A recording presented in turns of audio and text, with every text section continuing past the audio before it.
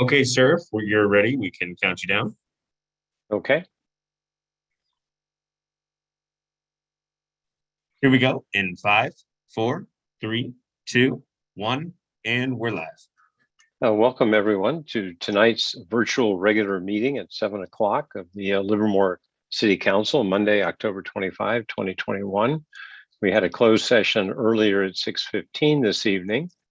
So I'd like to, and how to participate in the meeting is given at the end of the agenda, and the city clerk will also explain how people can participate before each, as we have the opportunities. So with that, I'd like to call this session to order, and can we have a roll call, please? Councilmember Bonanno. Here. Councilmember Carling. Here. Councilmember Kick. Here. Vice Mayor Monroe. Here. Mayor Warner. Here. So now we'll have the Pledge of Allegiance. If you could join with me, you can be on mute and I'll say it. So I pledge allegiance to the flag of the United States of America and to the republic for which it stands, one nation under God, indivisible, with liberty and justice for all. Okay, the City Attorney's Office, is there any reportable action taken in closed session? Thank you, Mayor Warner. This is Kim Seeley, Senior Assistant City Attorney. There was no reportable action taken. Okay, thank you. We're on now to agenda item 3, proclamations and presentations. And we're going to have the Beautification Committee annual update presented by Vice Chair Mark Goralka. Okay, go ahead, please. Hi, thank you. I just want to check if you can hear me. Yes. Great. Okay. Thank you for the opportunity to speak and present. Fortunately, Cynthia Dake, the chairman or chairwoman, was unable to speak tonight, and I'm filling in. I know you have a busy schedule, so I'll go through quick and get to the Beautification Awards. Let me see, Joe, you're there. Okay. The Beautification Committee, I'm sure you're aware, is an advisory group to the City Council on matters concerning the beautification of streets, parks, roadsides, and other public areas of Livermore. And I'd especially like to thank Jeff Schaefer, Joe Prime, and Roberta Matthews for their enthusiasm and responsiveness to the committee. They've been great to work with. Some of the things that we've been working on, accomplishments, one of the big things was the 2021 Arbor Day.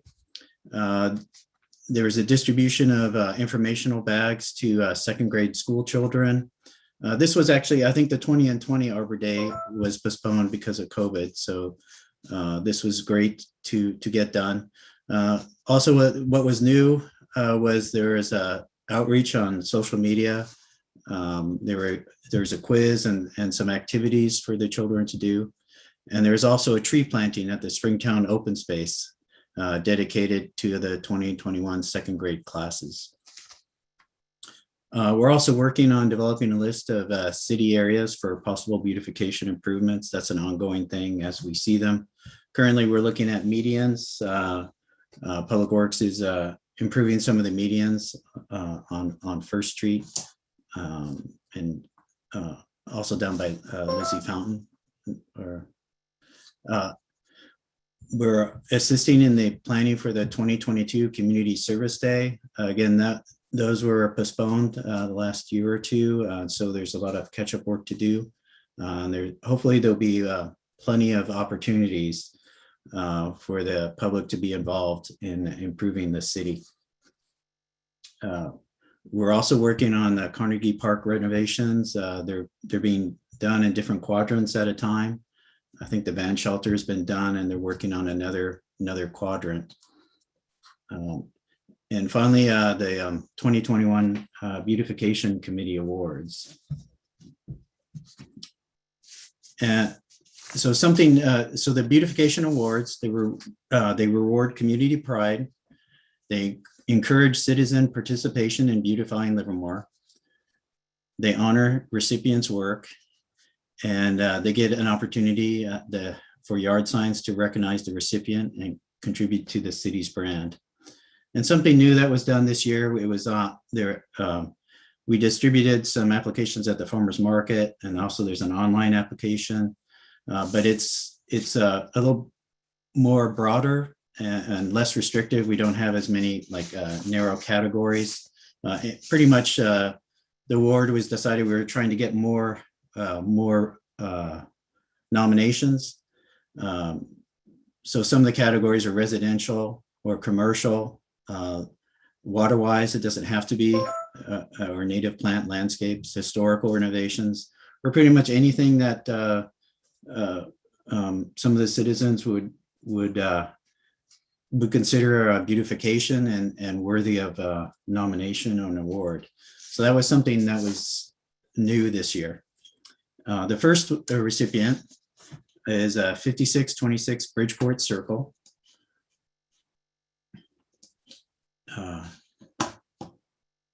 This was Christine Boksanowski.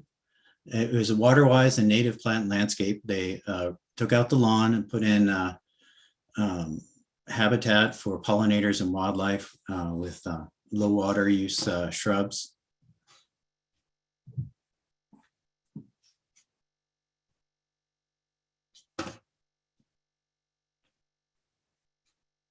That's Christine. I'm sorry, I'm not sure the residents there in the picture. The next is 5404 Charlotte Way. This was Alan and Catherine Davery. The landscape is a combination of drought-tolerant vegetation and a small patch of sod. During the project, many of their neighbors stopped by to ask about the drought-tolerant aspects of their job. Here they kept some lawn, but they reduced the size of it significantly. And the homeowners engaged the help of a family-owned Elm Landscape, who are featured in the award photo here. This landscape company just began their business in April, and they were thrilled to be part of the reason for this award. Next is the Hageman Ranch front gate. This was an Eagle Scout project by Arjun Nimakayala from Troop 939.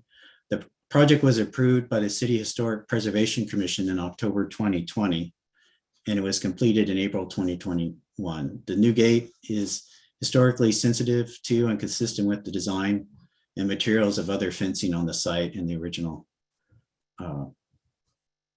design of the area. Here in the presentation is Will Bolton, President of the Livermore Heritage Guild, Barbara Sulis, Director of the Livermore Heritage Guild Board, Arjun Nimakayala, the Life Scout and leader of this Eagle Scout project, Jeff Kasky, the curator of Hageman Ranch, and Cynthia Dake, Beautification Committee Chairwoman, who unfortunately can't be here tonight.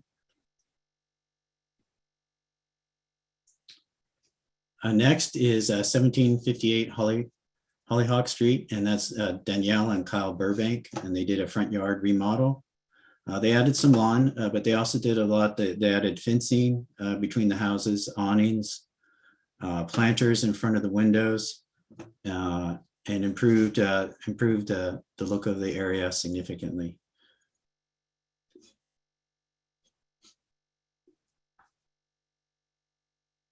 Okay, and the next,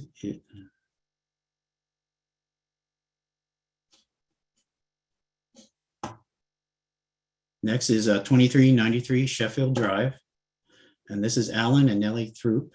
They did the front and rear lawns and replaced them with plantings to require less water, look nicer, and be more functional. So here in the front, they took some of this lawn had died, and they put in a low water use ground cover. They put some artwork in front. In the back, there was some lawn. They reduced that and put in a seating wall.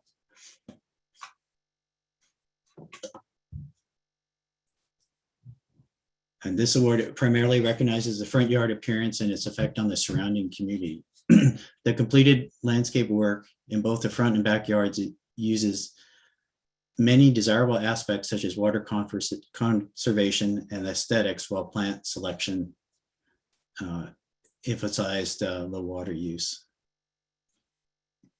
And they wanted to give a special thanks to their landscape team, Martin and Lori Hoffman Landscape.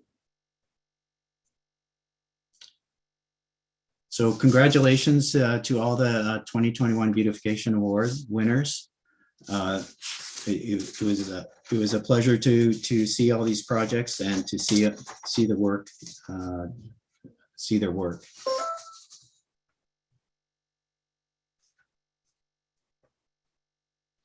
Okay, thank you very much. It's always good to see the improvements go on, and you're making some good ones there. Anybody from the council wish to speak at this moment? Oh, I see Vice Mayor Monroe. I just wanted to add my appreciation for the report, but particularly to give a shout out to those who won. I believe, Mr. Goralka, you said that water usage was not a factor in making a decision, but I noticed that in fact, that seemed to be the direction that the winners were heading in. I really appreciate their mindfulness of where we are with water. So yeah, so thank you very much. Yeah, it wasn't the only factor. It was one of the factors. But yes, thank you. Mhm. So wait a minute. Let me just clarify. I thought you said that was not a factor. I misheard. It sounds like. No, it's not the only factor. There were other considerations. Ah, okay. So it was actually a factor, but not the only one. Okay, great. Yes. Thank you. Mhm. Okay, well, thank you very much. Really appreciate all the work. We're now on to agenda item 4, Citizens Forum. And, in conformance with the Brown Act, the City Council can't take action on the items presented during Citizens Forum. And please log into Zoom to provide the verbal public comment during the council meeting. And the comments are limited to a maximum of 3 minutes per person. At this point, one other thing I'll mention is the Citizens Forum we allot at the beginning of the meeting 30 minutes. If it goes beyond that, we'll continue it to the end of the meeting. We're starting now at 7:15. So if we don't wrap up before 7:45, then we'll continue to the end. With that, the city clerk, could you please explain the details of how to participate and the rules? Yes, thank you, Mayor. The City Council's agenda provides opportunities for the public to participate in the meeting by addressing the City Council in the following ways. For non-agendized items, the public has the opportunity during Citizens Forum to address the City Council on any item of interest that is within the City Council's subject matter jurisdiction. For agendized items, the public can address the City Council on each item of business it considers when the mayor opens public comment and should be focused on that particular item. Please note, a speaker is not required to answer any questions from the City Council, and the City Council is not required to answer questions from the public. However, the mayor has the discretion to ask staff to address the speaker's comments when a council member believes it is relevant to a particular business item. When participating in this portion of tonight's meeting, 1 comment may be given per person per item. Members of the public can participate by using the raise hand feature or *9 if calling in when the item begins. Please do not wait until the public comment period opens for each item to raise your hand. Instead, raise your hand now. Once public comment opens, each participant's name will be announced and their 3 minutes will begin upon being unmuted. The mayor will announce a conclusion of the public comment period after comments have been voiced into the record. Thank you, Mayor. Okay, thank you. At this point, I'll open the Citizens Forum. Do we have anybody from the public who wishes to address us? Yes, Mayor, there's one request to speak. Alan, please unmute yourself. Hello, this is Alan Marling, Livermore resident. Not only did Joan Sepala publish misleading claims in The Independent about the Eden Project, not only did she drum up money for a lawsuit that will delay much needed affordable housing, but she also did the same thing to hobble a local solar farm.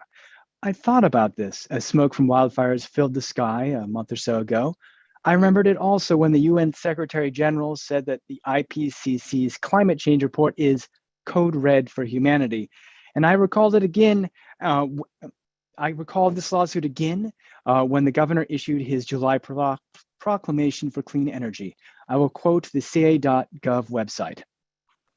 The proclamation includes actions to accelerate the state's transition to clean electricity by streamlining permitting and other processes to bring new resources online as fast as possible this summer and by next summer, particularly battery storage projects to capture abundant renewable generation available during the day.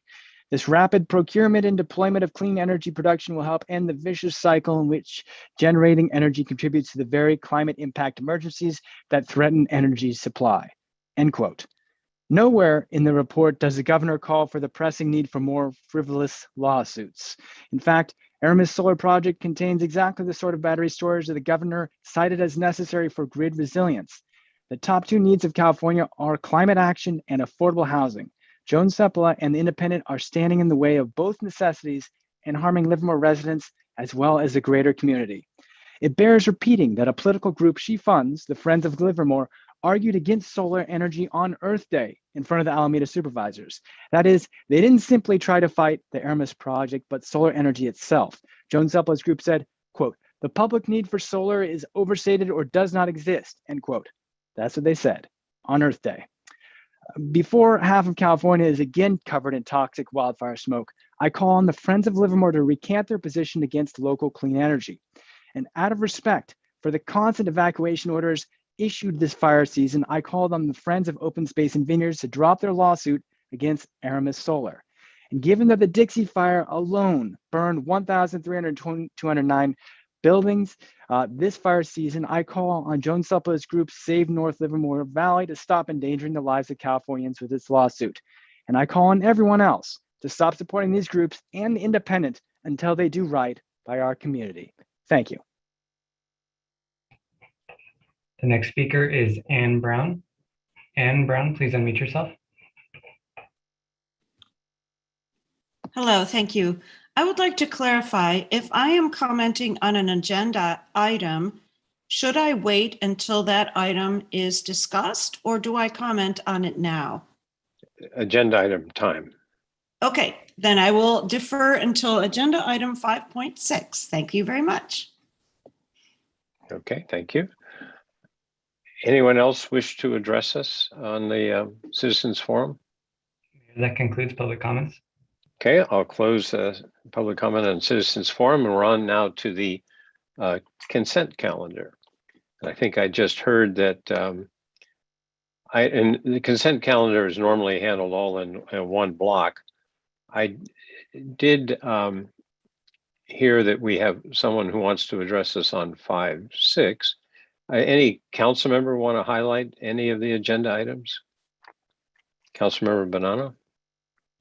Yeah, I was going to actually pull 5.6 from the consent calendar to have a discussion and possibly, well, just discuss it initially. So that's my comment. I don't know if you want me to do that now, or do you want to go to the public comment on it? Let's go to the public comment on that point, but thank you for that. Any other item from the council member? I don't see anybody with their hand raised. So at this point, I'll open public comment on the consent calendar. And I understand we have one member who would like to, possibly two. Okay, let's proceed with the public comment on the consent calendar. Yes, Mayor, the first request to speak is Ann Brown, followed by Alan Marling. Ann Brown, please unmute yourself. Hi, thank you. Some of you may know me. I am one of the members of the Livermore's Climate Action Plan Advisory Committee, but I am speaking tonight as a citizen of Livermore. In working on the Climate Action Plan update, one of the things that we all agreed on was that we need to incentivize our community to make the transition to clean energy and transportation options, including incentivizing and encouraging using electric vehicles by providing more charging stations. So I was very dismayed when I found on the agenda the approval of a purchase of 8 vehicles for the police department, and there was no mention of them being hybrid or plug-in electric vehicles, for which this use seems very well suited as they can plug in and recharge at a charging station in city property.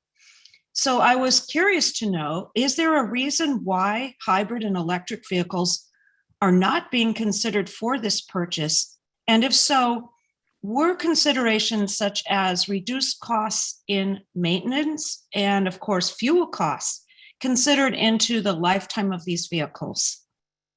Also, was leasing considered until there are more perhaps options for electric vehicles that would suit the police department?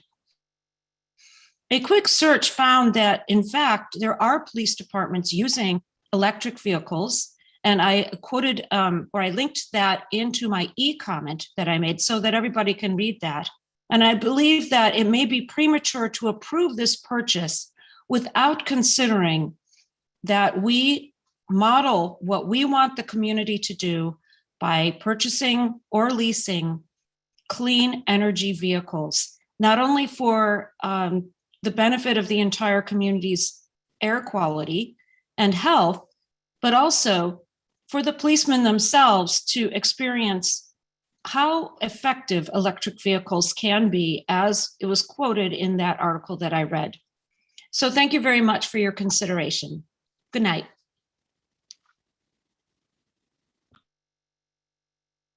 The next speaker is Alan Marling. Alan, please unmute yourself. Hello, this is Alan Marling again, Livermore resident. I don't want to put a price tag on community safety. The proven ways to keep communities safe all cost money.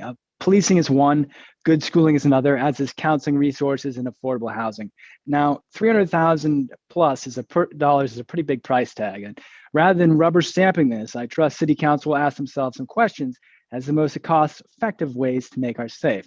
For instance, do teachers have all the school supplies they need? Do our kids all have access to counseling? Heck, do our teachers have access to counseling? And are we investing enough in the homelessness problem? Are we getting enough housing for the homeless? Now, assuming all those programs are well funded, are these SUVs the most practical and resource efficient vehicles for the police force? Now, Livermore has an environmental plan, which will be hard to take seriously if it's police, patrol, and gas guzzlers. Thank you for your time. There are no more requests to speak. Okay, I'll close the public comment on the consent calendar. At this point, I would ask the city manager to respond to some of the comments they've heard and the concerns. Honorable Mayor, some of the comments and questions raised by testimony this evening were actually raised by council as we went through the process here. The city has adopted a program that puts all of our various vehicles into classifications.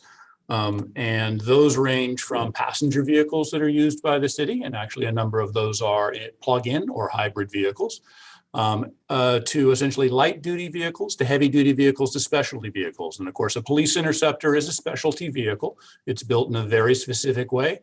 So it is not a stock car that you can go and buy as an individual off of a car lot to accomplish that task. What the city's current fleet maintenance program says is that as soon as an electric vehicle is able to meet the specifications necessary for the vehicle class, it's to be the preferred choice moving forward. In addition to that, your climate action plan has an implementation strategy that will include electrification of the city's fleet. Finally, for specialty vehicles, in those cases, we'll be looking at those sort of as we move through the process. To give you a sense of scale, the police fleet is about 36 to 40 vehicles.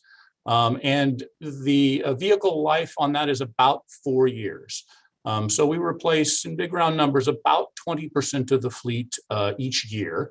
And we do that generally in a bulk purchase like this. That's because the vehicles are put under extreme stress. And of course, it's really bad for us when our public safety vehicles, be it a police car or a fire engine, doesn't work when we need it to.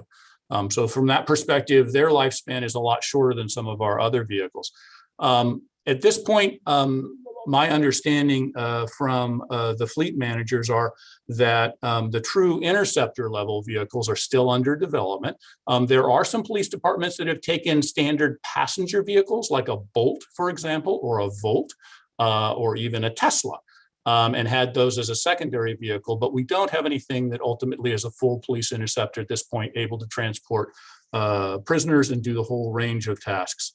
One of the other items that is included in your climate action plan is the electrification of our storage, so that when these vehicles are actually used, they actually can get fully recharged during their off time.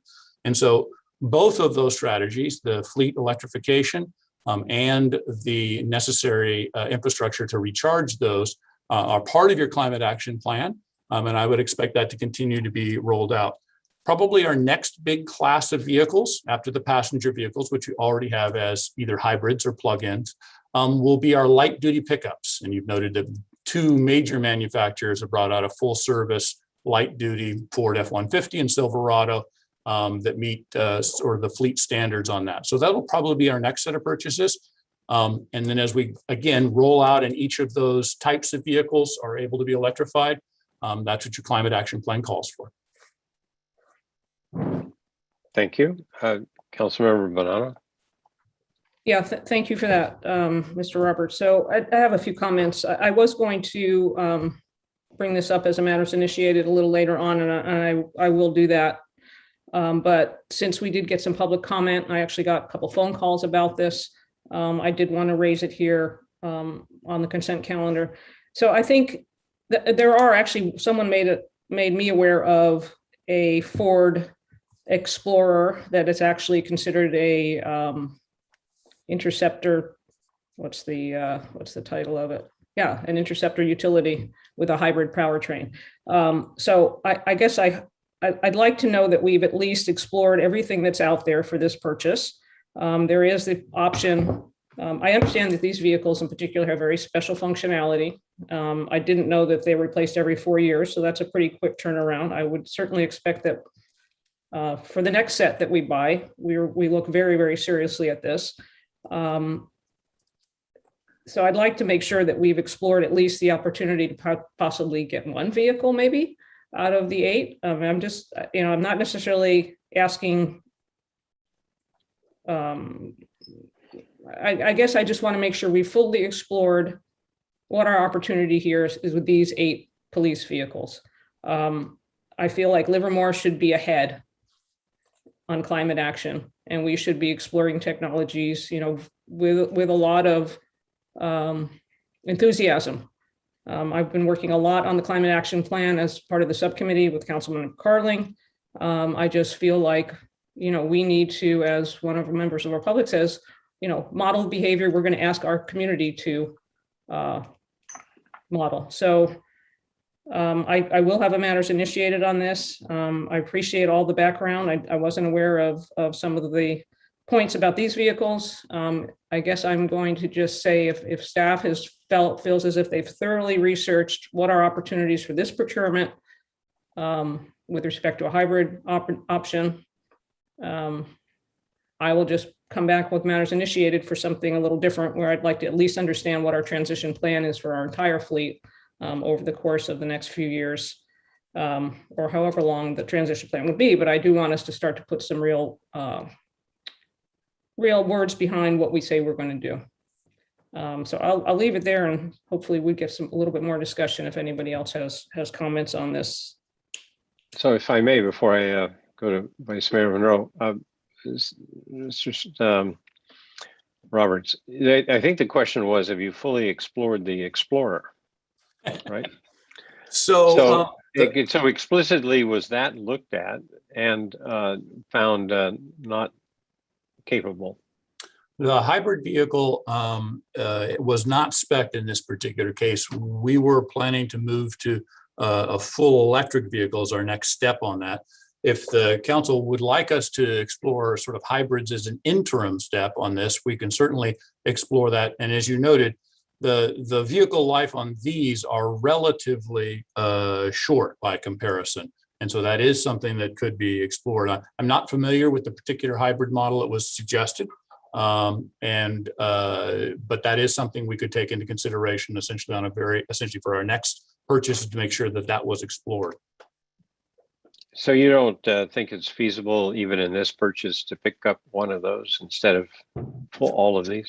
The purchase is bid in a very specific way. And so the process would be to not accept this bid and to start that process over. At this point, we're not able to sort of adjust that bid based on the specifications that we had as part of the purchasing process.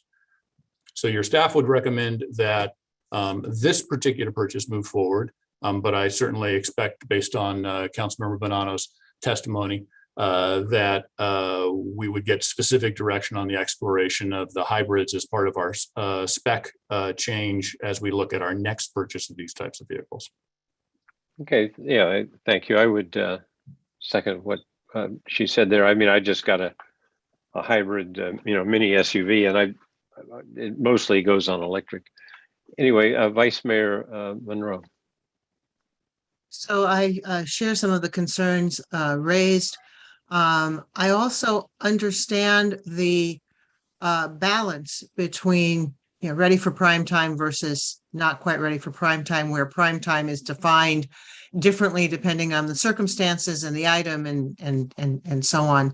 One of the things I thought really interesting about what Councilmember Bonanno raised is this sense of, you can do what could effectively be called a pilot program with one vehicle or another vehicle as opposed to all of them. I know that we've done that with other areas of the other situations. I'm not sure whether it's ever considered for purchases like this, but in as much as 20%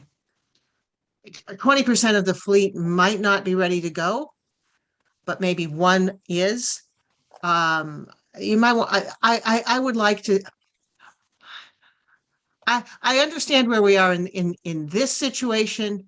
Going forward, taking into account that sense of a pilot program or piloting one item where that makes sense is something I would like to see. That makes sense. I knew what I was going to say, and then it kind of got lost. I understand the concept of the pilot in this particular case. And the one challenge for us in that is a balance between not wanting to sort of change an entire fleet over with technology that we're not fully familiar with. But the other thing has to do with the standardization of the vehicles that we service. The light bars, the equipment in the interior, for models that are slightly different can be different. And so that's why we could certainly do some exploration on this. And I think that makes a lot of sense. But one of the things we would have to do is ultimately pick a direction. And we could do that after purchasing a vehicle and evaluating it. But what we would like to ultimately do is pick a permanent direction and then move the entire fleet in that way. You get significant efficiencies when you're able to do that with all of the dozens and dozens of pieces of equipment, from computers to lights to batteries to all of the other things that add on to the Interceptor. So I just would like to follow up on what you just said. What I'm hearing is that the complications, the practical complications of making a purchase like this happen. And I remember, I believe it was the garbage trucks we had a year or so ago, similar situation. Hope I'm remembering that right. This is a complicated situation where moving in the environmentally necessary direction is complicated by other pieces. And I really appreciate the discussion.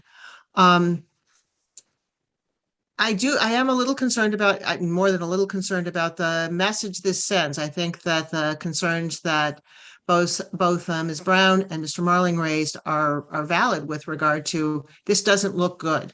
It may be good, and I think I'm persuaded that this is the necessary way to go, but the look is problematic. Is there a way to explain this as you've just done so that we can balance that out? I think the way to approach, so first of all, I agree it is extremely important for the fleet to move to alternative fuels, and primarily that means electrifying it for us in the city. My personal vehicle, as you know, is a plug-in hybrid that goes almost completely on electric power all the time. And so from that perspective, it is an important goal, but we do balance it between sort of the utility needs of the fleet going forward. I think the best way to talk about this is from the policy standpoint of the implementation plan for the climate action plan. That'll give us clear instructions from a policy standpoint as we're writing the specifications, and at the same time, have us be able to spend a little more time than we traditionally would at both evaluating available models and sort of figuring out what the path forward to get to the electrified fleet in a cost-effective life cycle, because indeed that is what we do with all of these vehicles. That's why we retire them. We don't just consider the initial purchase price, we consider the entire life cycle cost of the vehicles to get to that cost effectively. But again, I would say cost would be one of the factors, but it might not be the driving factor overall. We can certainly put some information together as we are putting our overall climate action plan strategies together and then out there for public consumption. And especially as we make changes to both our fleet and our operations policies, we can highlight those. And then, of course, as we transition the actual fleet, we can certainly highlight that.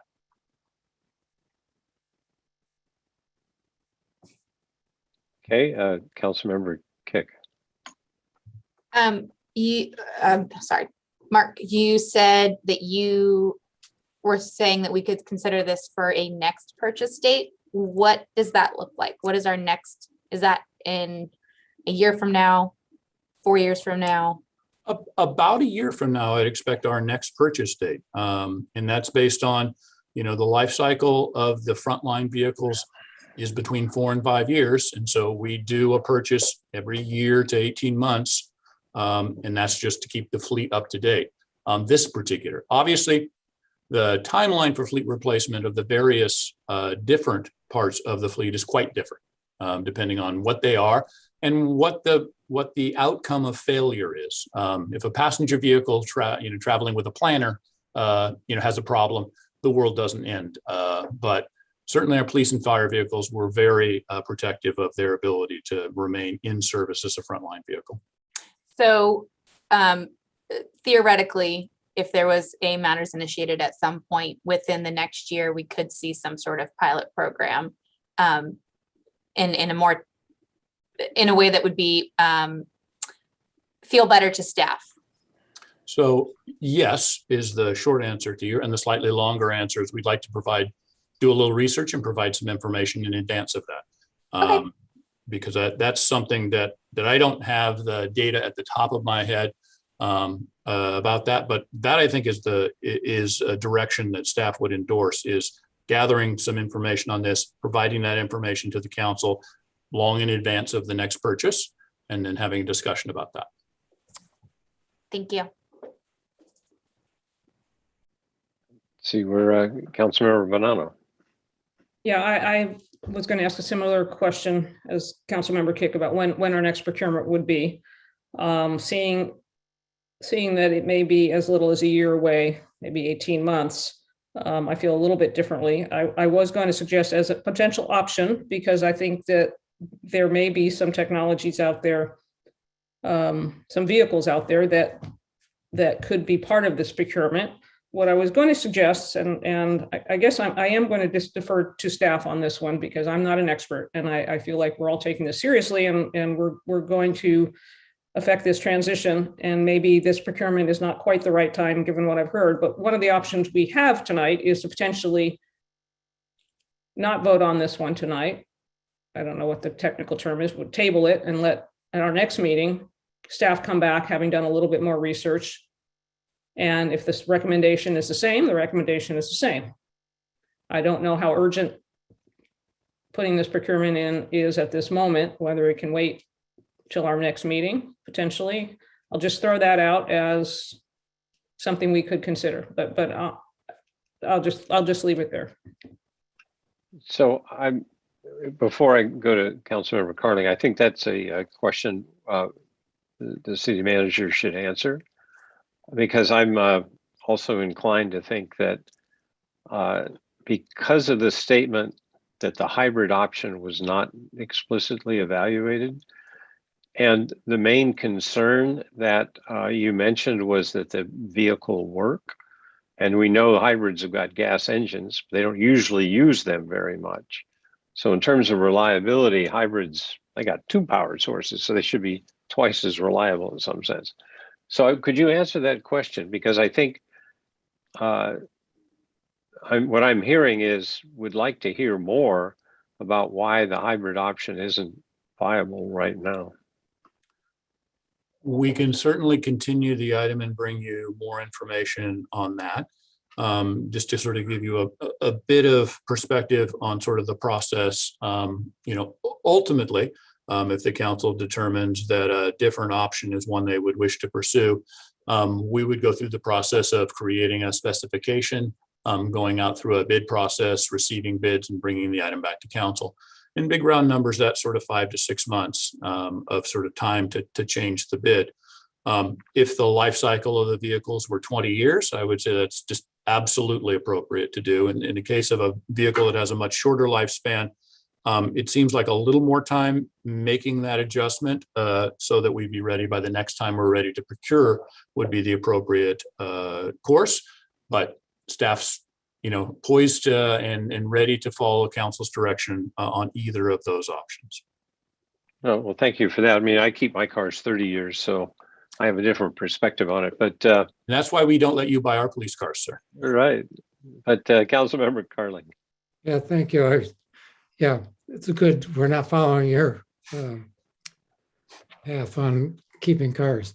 I was just wondering, I understand the urgency or the importance of replacing these vehicles. I was thinking about maybe there's an alternative. We could certainly table this, but I was wondering if we could follow through on the current fleet purchase as presented this evening and just add maybe just buy another hybrid. Like the SUV that Councilmember Bonanno was suggesting. And that way, not only would we be purchasing the vehicles that we need now, rather than waiting 5 or 6 months if we went out for bid again, but we, on a separate purchase, I guess, just buy a hybrid that would fill the need of that particular type of vehicle for the police department. And that would get us some knowledge and understanding about how well that works. That's just an idea that I was sort of rolling around in my head. The other thing that, assuming we table this and it comes back next meeting, I'd like to hear more about the Teslas that Fremont purchased. And I understand your point about the need for these interceptors. I mean, that's, again, news to me, like I think for my colleagues, that those are special vehicles. But I guess I'd like to understand what role those Teslas are going to play in the Fremont Police Department. So I think that would be good information for us as we move forward. So those are my thoughts. Maybe they get a factory discount in Fremont for those things. Well, I'm sure that's true. I agree. But I would not worried about the discount as much as what the uses or how they're going to be used.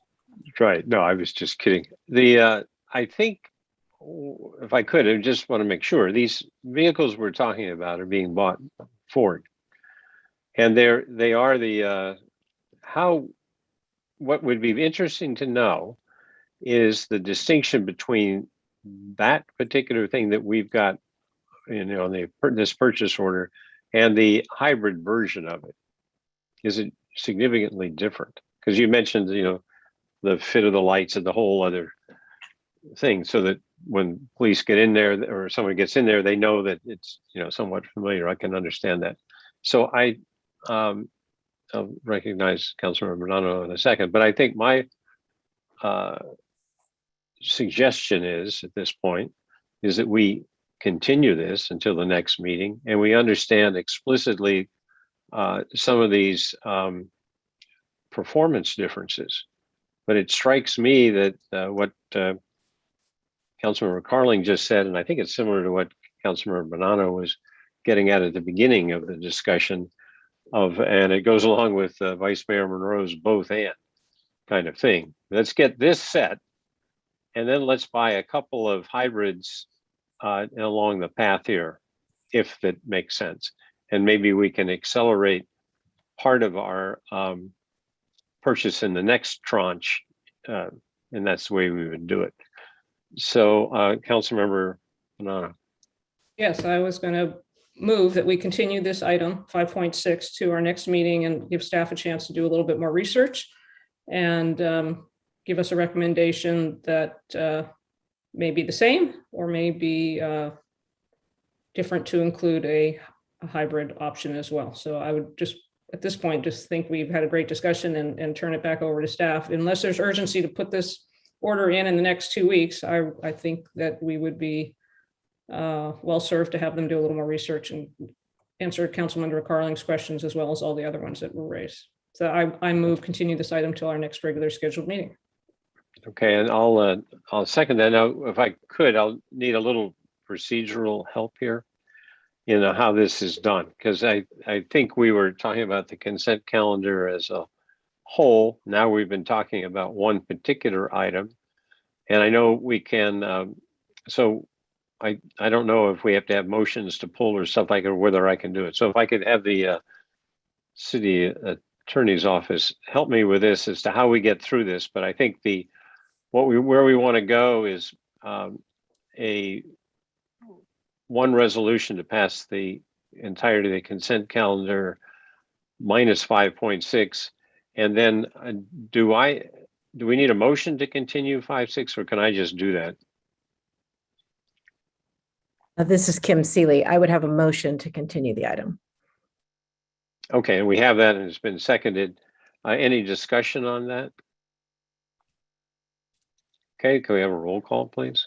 Councilmember Bonanno. This is to continue item 5.6 until the next council meeting, in which we'll have a more thorough analysis of the hybrid option. Councilmember Bonanno. Aye. Councilmember Carling. Aye. Councilmember Kick. Aye. Vice Mayor Monroe. Aye. Mayor Warner. Aye. So it passes unanimously, and now can I have a motion for the remainder of the consent calendar? Okay, Vice Mayor Monroe. So move. Second. Okay, moved and seconded. Can we have any discussion? Don't see any. A roll call, please. Councilmember Bonanno. Aye. Councilmember Carling. Aye. Councilmember Kick. Aye. Vice Mayor Monroe. Aye. Mayor Warner. Aye, passes unanimously.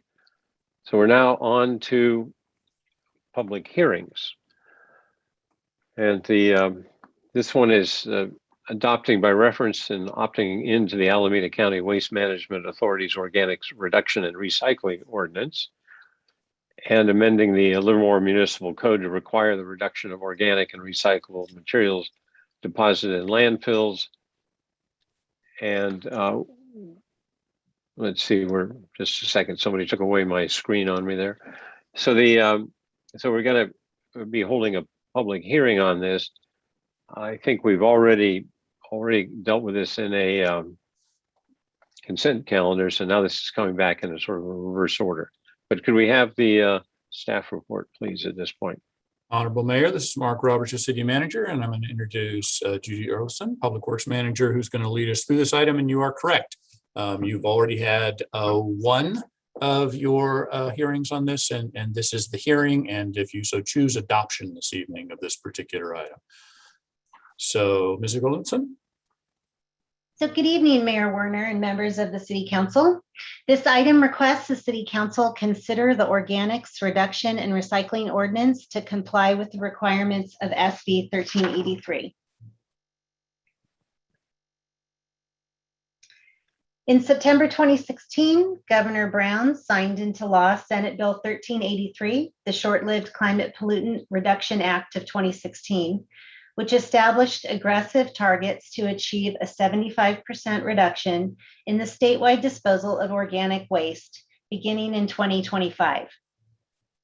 Implementation of SB 1383 can be broken down into three main categories: edible food recovery, organics diversion and contamination monitoring, and procurement of organics-derived products.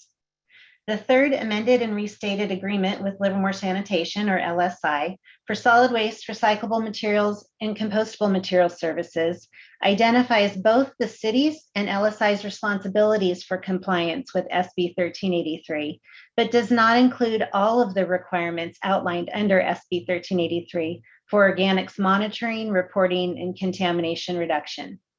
As part of implementation, SB 1383 mandates that jurisdictions adopt an ordinance that incorporates SB 1383 requirements by January 1st, 2022. On September 13th, the City Council heard the first reading of an ordinance adopting by reference and opting into the Alameda County Waste Management Authority's Organics Reduction and Recycling Ordinance, amending Title 8, Chapter 8.08 of the Livermore Municipal Code by adding Article 12 to require reduction of organics and recyclable materials deposited in landfills, and the council also scheduled a public hearing for this evening pursuant to Government Code Section 50022.2. To assist member agencies and to create consistent requirements throughout the county, Stop Waste has developed a countywide ordinance, the Organics Reduction and Recycling Ordinance, also known as ORO, that would serve as the enforcement mechanism for Alameda County jurisdictions as required per SB 1383. The ordinance will fulfill the city's requirement to adopt an ordinance to demonstrate compliance with SB 1383.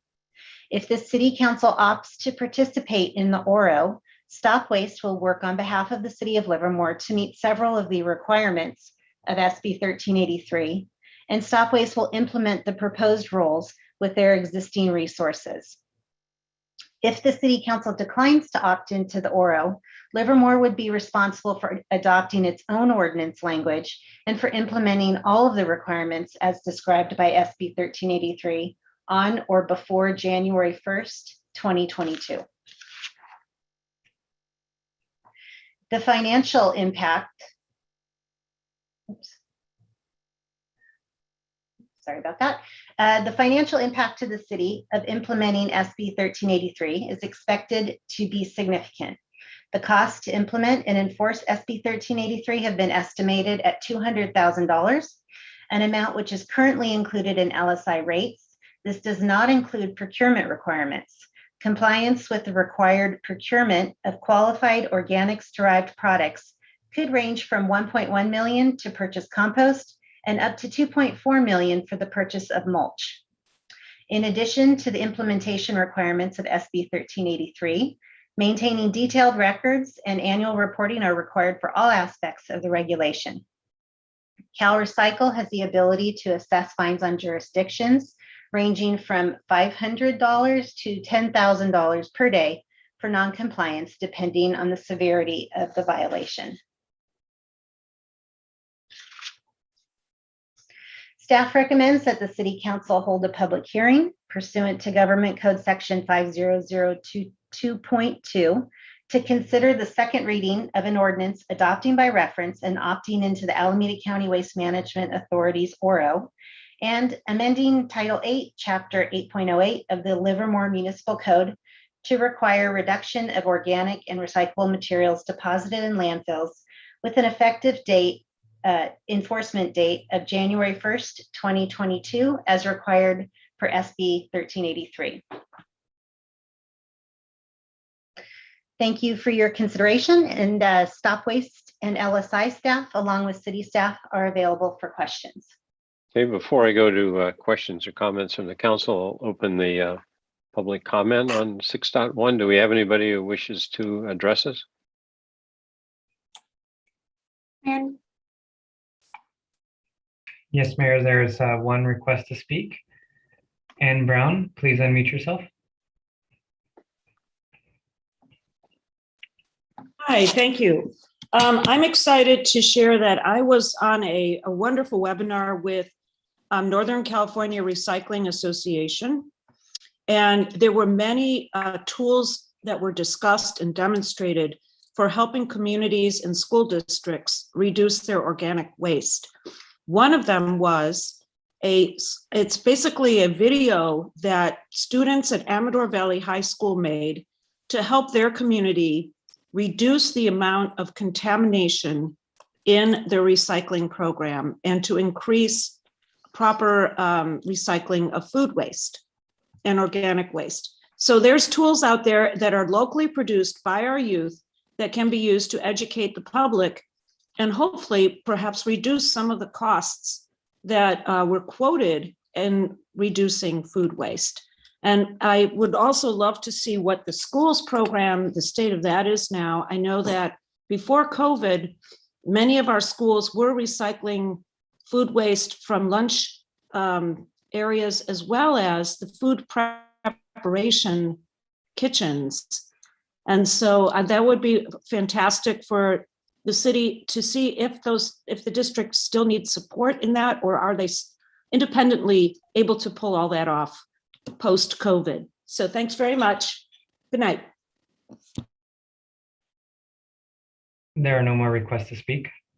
Okay, I'll close the public comment on 6.1 and bring it back to the council. Any questions, comments? Councilmember Bonanno. Yeah, I just have a question about the procurement of the qualified organics.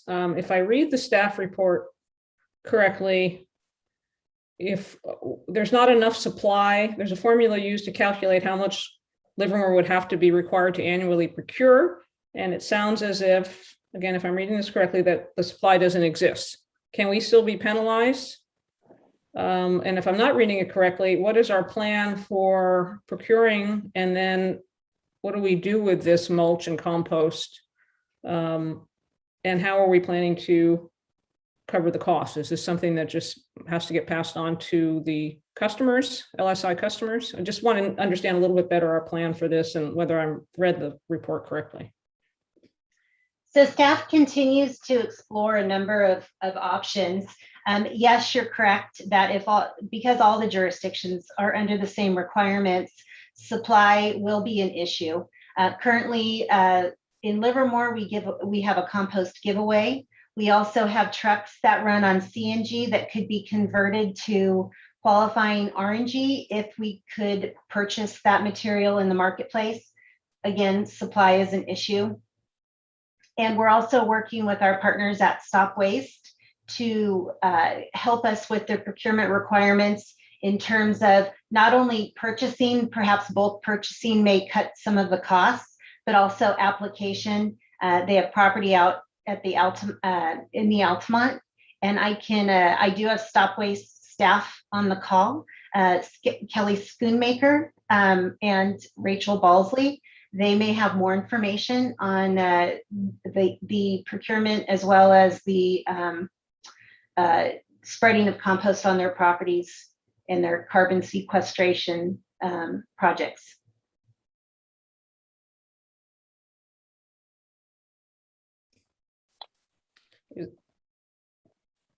Councilmember Bonanno, did you want to pursue that?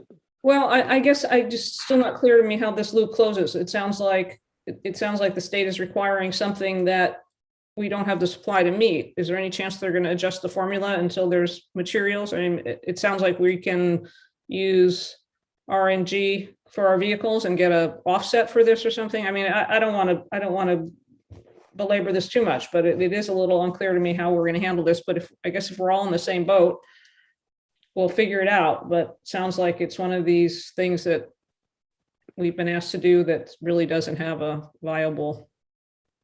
So in conversations with the state, they have said that they would be lenient in the beginning, but they did want to set these requirements, the bar pretty high, so that jurisdictions would ultimately need to purchase these materials to drive the market demand.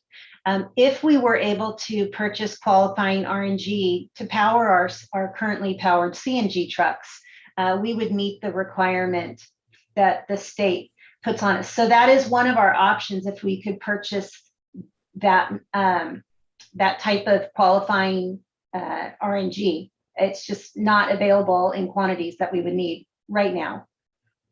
Okay, I mean, I think this sounds like work in progress. Maybe Councilmember Carling was on the state stop waste committee, may have a little more to add, but I'm satisfied just sort of knowing that we're still trying to figure it out.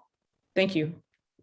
Does that, a question I have, does the answer to that question bear on whether we go with this or not? We would still need to procure the same amount of materials regardless of whether we adopted the ORO or went on our own. Okay, thank you. Councilmember Carling. Yeah, Ms. Erlison's just exactly right. If we don't approve the ORO, we have to write our own. And so Stop Waste is a step forward to try and help all the communities within Alameda County and help for enforcement sort of from their point of view and relieve the cities for having to do it individually. And to Councilmember Bonanno's point, we're all faced with the same problem. I mean, just to give you an example, Piedmont, I think, is required to purchase 900 tons and they don't have any place to put it.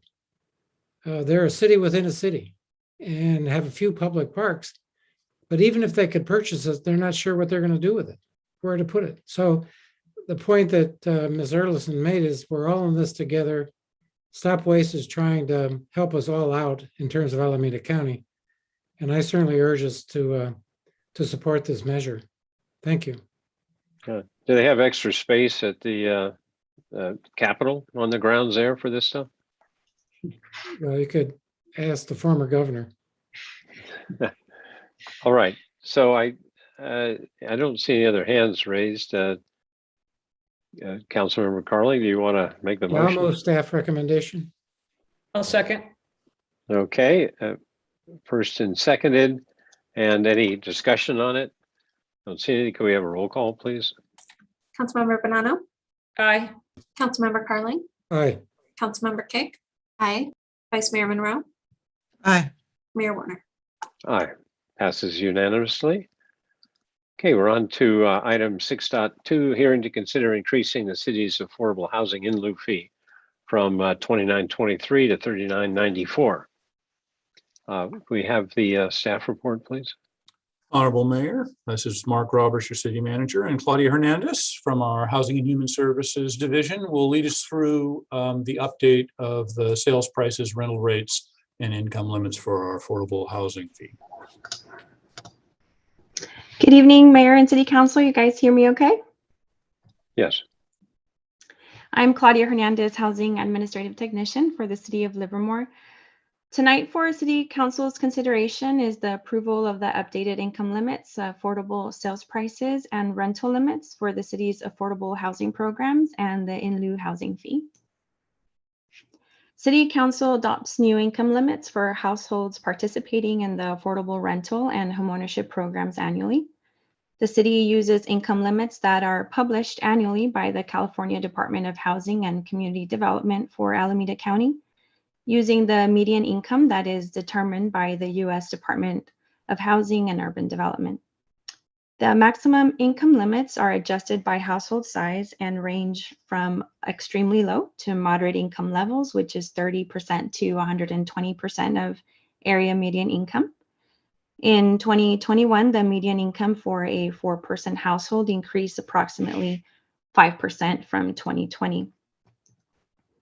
The city's homeownership programs have historically served low to moderate income households with incomes between 80% and 120% of the area median income. This table highlights the proposed pricing and maximum income for the low and moderate income categories based on a 4-person household and a 3-bedroom unit. As shown in the table, to qualify as low income, the maximum limit is $109,600 and $150,700 for a moderate income household. Increased income limits across all categories and a decline in interest rates has resulted in an increase to the purchase power for low and moderate income households, resulting in an increase in the affordable sales prices. Both the city's affordable sales prices and rental rates for each category are calculated so that a household pays no more than 30% of its gross income for housing costs. The public hearing portion of this item is focused on updating the affordable housing in lieu fee for new for sale residential developments. The in lieu fees are deposited into the Housing Trust Fund to preserve and expand affordable housing opportunities in the city. The in lieu fees contribute to a variety of housing programs and new affordable housing developments, including, for example, as you see here, the 114 units of senior and family affordable housing at Chestnut Square, the 44 unit special needs housing community at Avance, which we'll be leasing this winter, the upcoming Vineyard project that'll include a homeless resource center with 24 units for homeless households, and the 140 units of senior housing at the upcoming Pacific Avenue apartments. The method of calculating the in lieu fee is specified in the Livermore Municipal Code and is charged by right for any new residential developments of 10 units or less, which are not subject to the must-build requirement, or when a development is subject to the must-build requirement and a fraction of an affordable unit is required to be provided. Per the ordinance, the fee for units is calculated at 15% of the difference between the development cost of a market rate single-family unit and the average affordable sales price of an affordable unit. The city has historically implemented a strong must-build policy, and the intent of the in lieu fee is to be economically equivalent to the cost of the developer providing on-site affordable units. The proposed fee is the result of increases in the sale price of market rate housing in Livermore. For example, from August 2020 to August 2021, the median sales price increased 25%, and the average sales price per square foot increased from $500 to $650. The market rate development cost of an average 2,000 square foot single family unit is estimated at $521 per square foot, which is comparable to market as specified above, where the average sales price per square foot is $650.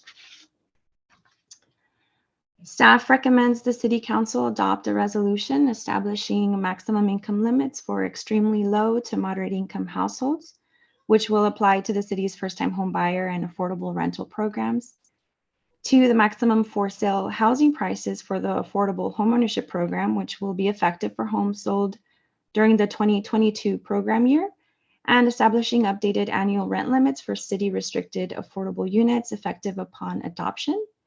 And finally, updating the affordable housing in lieu fee for residential development to $39.94 per square foot effective January 1st, 2022.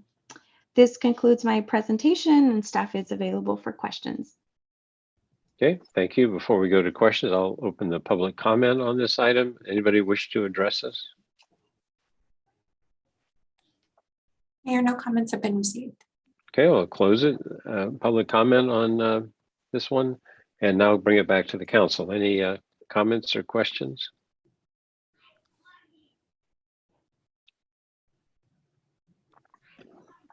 Vice Mayor Monroe. I just want to appreciate the work that we do with the in lieu fees, but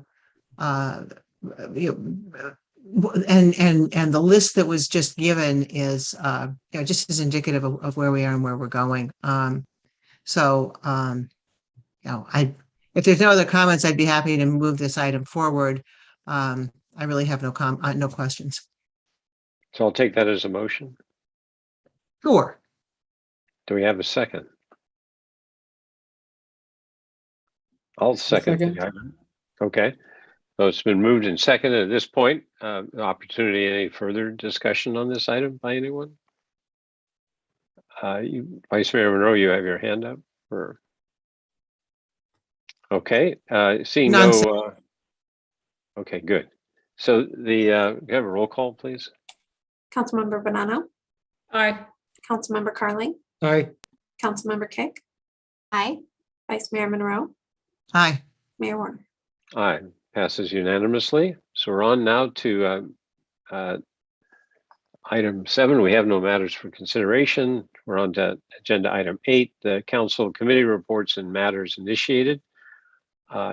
So I think at this point, I'll turn to Councilmember Kick first. I have nothing of serious importance to share during this time.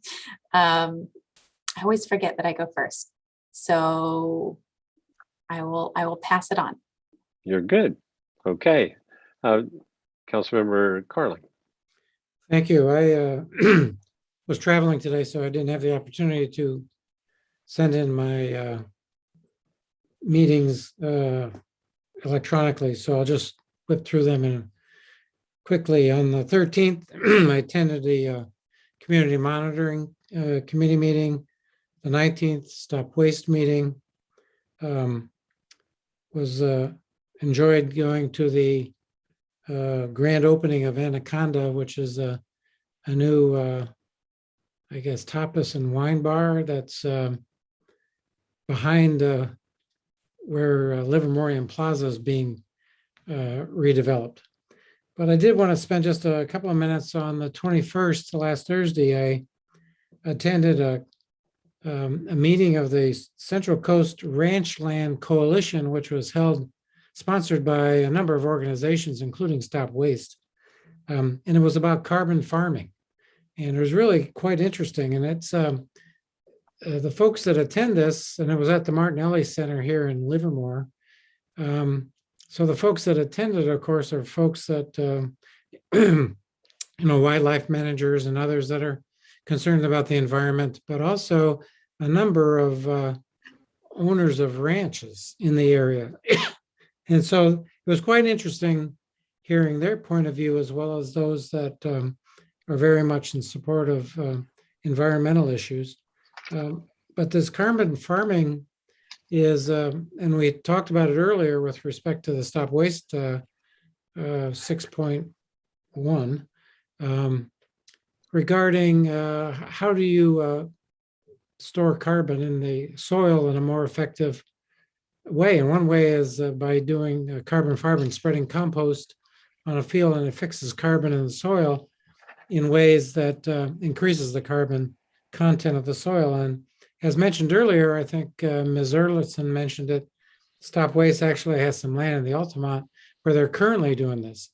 There was an opportunity later in the afternoon on the 21st to actually go visit where they're doing the carbon farming. Unfortunately, I wasn't able to attend, but I am going to get a special tour of that over the next few weeks. So I think it's really an interesting and viable method of storing carbon in the soil, and won't solve the whole problem, but certainly is a interesting and viable method. So anyway, that was an interesting meeting, and that's it for me this evening. Thank you.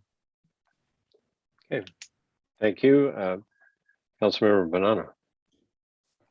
Yeah, let's see. I had also heard about that meeting you had attended at the Martinelli Center, and just mentioned that one of the collaborative initiatives we're working on with Livermore Lab is to actually demonstrate some carbon farming technology on city lands. This is all still under development, but there is something we're working through both in the technical and the legal side to allow some of the science technologies that Livermore Lab has developed to actually study this on some of our lands, get rid of some grass, plant some things that are better at sequestering carbon, and do a little science in the meantime. So really good to hear about that. One more thing I'll mention about what I did over the last couple of weeks. At the recent LDI board meeting, we learned that the executive director, Ms. Snedenkor, is going to be retiring early next year. And so that will be something that they're actively going to be seeking her replacement. It's many of you may have been aware of that already, but just wanted to mention that here. I think the February timeframe is when she indicated she'd like to be pretty much out of the job completely. This is a good point for me to make my matters initiated on the EV vehicles. So really appreciate the discussion we had earlier, both at council and staff, as well as members of the public who brought this up. I had wanted to bring this up anyway, and what I'd be looking for is, I understand that technology is evolving very quickly. We don't know exactly what technology is going to be the right one for the future, which is the most cost effective. Some of these technologies need intensive infrastructure as well. And I think as we consider a transition of our fleet, all aspects of it, everything from the police vehicles to just the little cars we run around town in, and everything in between, we have at least a few hundred vehicles, and there are all different, and they have, different requirements and different functionality. So what we don't want to do is be disruptive to our operations by pushing on something too soon and too early. But what I would like to see, and what I don't think we have yet, is what is at least a high level framework for this transition. How do we expect to see this transition based on what we know today and projecting the technology always improves? What is our plan for transitioning our fleet? LAFTA is working on this. I think putting it into the climate action plan that we're working on right now would be very timely to include it there. But as far as I know, we haven't really put pencil to paper or, fingers to keyboards to sort of try to put something in place that's subject to change, given all those caveats I just mentioned, that we can work from today. How would we transition, over what time, which vehicles? How would we like to see that go? And then just make it a living document that we refer to and adjust as necessary. So it puts in place our intentions that we are going to do this with the right technology in a rational way that's both cost effective, not disruptive, and the best way to get to where we want to go. So I guess with that, my request is that we would, assuming my fellow council members are in agreement, that we start to put that plan in place, and understanding it'll be sketchy at first and develop more detail later. I'm seeing a few heads. Well, I think if I may, you probably want to get some feedback from the city manager and talk about timeframes. And I think if I could also express what I heard earlier is that there is some concepts of how to do this, but as we also heard, the hybrid option wasn't considered as a path. So I think what we're looking for, if I could just expand on what you said, is for the type of vehicles, what's the path for each type? It won't be the same for all. And that you're asking for a kind of a plan here within some kind of time frame. So I would ask the city manager to possibly respond to the request at this point. So Councilmember Bonanno is correct that a framework was going to be developed, and in fact will be developed as a part of your implementation of your climate action strategies. And so what I'm hearing is that one you'd like to go sort of to the top of that list, while we've got multiple strategies that we'll be developing for the implementation of your climate action plan. With this matters, you'd like that one to have staff's attention first. Is that a correct understanding of what you're asking for, Councilmember Bonanno? I think so. I mean, first is a pretty strong word. I mean, I want it to be sort of near the top of the list. How about we do that? Near the top of the list with all the other things that, have to be considered. I don't want to put it there if it's not the appropriate place to put it. But I think that, a rough framework is appropriate to be a high priority at this point, again, which will be developed in further detail as these technologies evolve, as we get a little bit closer to when we'll start making serious procurements. But I think, yes, I think you captured it right, but first or second would be fine. All right. And you've got a couple of department heads here who are going to need to be very involved in that. And unfortunately, I can't give you a firm time frame. So what I would say that maybe this matters has two parts to it. The first is a quick memo back to you after we've had some time to think about how much has to go into even a brief framework to make it useful, and what the time frame on that would be. And then get a little feedback on that, and then develop the framework if that's ultimately acceptable, because both Public Works and Community Development will have significant work to perform in order to create that framework. But I think we can get back a memo on that relatively quickly, and then give you a further explanation of sort of what it's going to take. I did want to emphasize sort of the you need to put this in order part of it, because that's what I was trying to get a sense of. Where does this fall on the list? And I think you've helped pretty near the top is what you'd sort of like us to do in a reasonable way to implement this. So with that, I'm going to ask for a little indulgence to get back a firmer time frame to you in memo form once staff's had a chance to discuss this and explore sort of what's going to take. Sure. And then That's right. Thank you. And then I imagine we can also talk about how we might be scheduling an agenda item or even a workshop on something like this associated with the climate action plan. So I think you saw the head nods. I think we have clarity on what it is. Very good. Anything else, Councilor Nana? No, that was it. Thank you. Okay, Vice Mayor Monroe.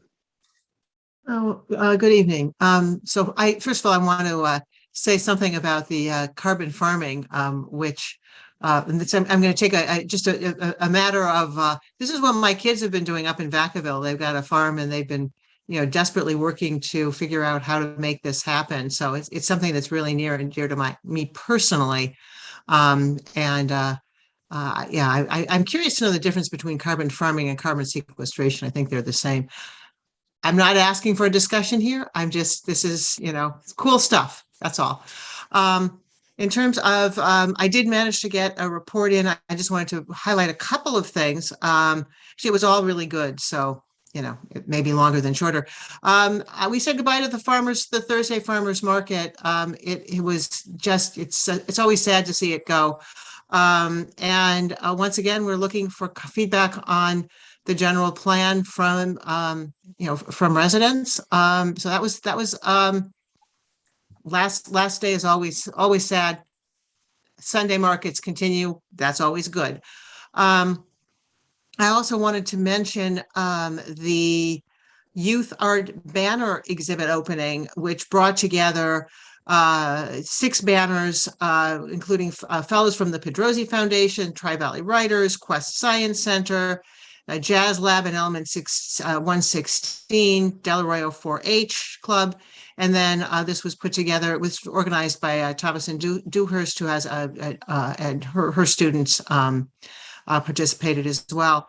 It was just really fine to see the variety of banners, the variety of art expressed in multiple ways, art and culture. So that was really cool. One thing that did not make it onto my written list happened this morning, where I attended an event opposing anti-Semitism. Here I Am. It took place in Oakland, and I attended it with many other representatives from the city councils around Alameda County in the East Bay. Including the mayor of Oakland spoke, representative, the various state senators spoke, Wachowski spoke, and Glazer spoke, and many others spoke. So I was glad to be there to represent Livermore, along with many of my other fellow elected office people. So I do not have any matters initiated, and I think everything else is in the supplemental report. Okay, thank you. Glad you mentioned the banners exhibit. That was a good event, very inspiring to hear from the local astronaut and his experience. So that was fantastic. The other thing about the banners exhibit, it was inspired partly by my wife's work. So that meant something to me as well on her stuff. The other thing that I did was attend a chili cook-off, and that was always fun to go taste all those things. That was sponsored by the Rotary Club. Had 13 different entries, and there were booths, surrounding Carnegie Park. Great to see that place utilized. Just good to see that. Now, the other thing I'll mention, in addition to what's in the written list, is I did submit at the request of the mayor of Oakland, I did along with many other Alameda County mayors, a letter of support for the Howard Terminal ballpark. So we'll see how that goes.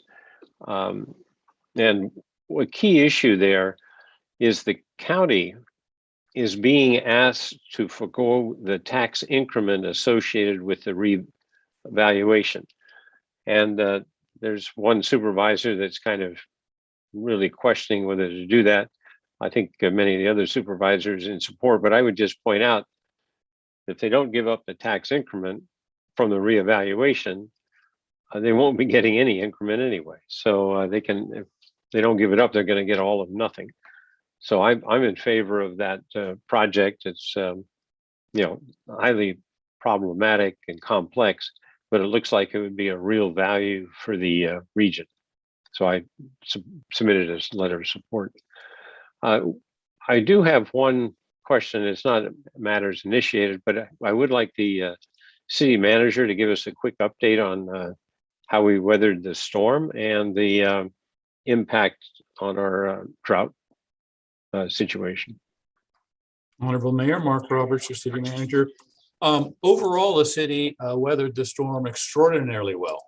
There were relatively few trees that went down in the public right of way. There were certainly some trees throughout the community that went down, but overall, the number, location, and disruption that were caused by that was less than we've had in previous years in heavy storm events. There was only one significant flooding event in the entire city, and that was up in the Springtown area off of Heather Lane and Quince Court. And that essentially flooded a public right-of-way in that area, and one vehicle was affected, but no homes were affected. The previous creek cleanings in that area, which of course you have authorized, helped make that less impactful than it has been in previous years. So we made good progress in that area. And of course, we did benefit just a little bit from it being very early in the season when the surrounding hills were relatively dry. And so rather than in the middle of the season where it could have been more impactful. In Livermore, over the past 2 weeks, we've had more than 4 inches of rain, which is a lot for us. Our annual average is about 15. So you can do the quick math and figure out that's a pretty big percentage, a little over a quarter, and over 20% of that in less than a 24-hour period. So that was a significant amount of water. So the good news is in Northern California, from a firefighting standpoint, that's had a very positive impact. There hasn't been enough rain in Southern California to put out or contain all of the fires there, but it's a big leap forward there. On the reservoir front in the overall state, your big Northern California reservoirs, Trinity, Lake Shasta, Lake Oroville, Folsom, all of those are averaging about 20 to 25% full. And even a storm of this scale, while it'll move the needle the tiniest amount, we would need multiple storms over multiple months to really move those numbers dramatically. So as odd as it is to say, with a community that had some localized flooding within the last 24 hours a day, this one event didn't solve the drought, but it's way better than if we didn't have it.